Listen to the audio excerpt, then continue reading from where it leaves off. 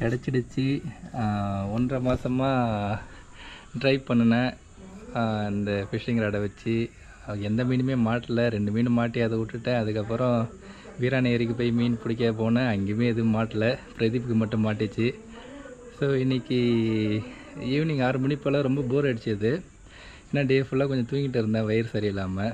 சரி ரிலாக்ஸாக ஏரிக்கு போயிட்டு எதாவது போட்டு பார்ப்போன்ட்டு சும்மா போட்டு பார்த்தது தான் ரோலெக்ஸ் பிளாக்கில் அடிச்சிருச்சு மீன். தூக்கி போட்டால் அந்த இடத்துலேயே பிடிச்சிது. ஒரு 10 காஸ்டிங்க்கு அப்புறம் இது மாட்டிச்சு. பெரிய மீனுன்னு சொல்ல முடியாது, சின்ன மீனுன்னு சொல்ல முடியாது, ஒரு மீடியமான சைஸு. ரொம்ப சந்தோஷமாக இருக்குது. இது இப்போ எங்கள் ஏரியாவில் இது எனக்கு வந்துட்டு 4வது மீன். ரொம்ப ஆக்டிவாக இருக்குது பாருங்கள்.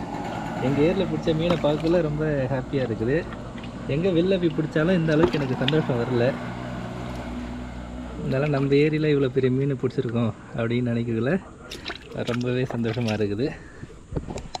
நாளைக்கு வந்துட்டு நல்லா வறுத்து இல்லைன்னா குழம்பு வச்சு சாப்பிட போகிறேன். பாய்.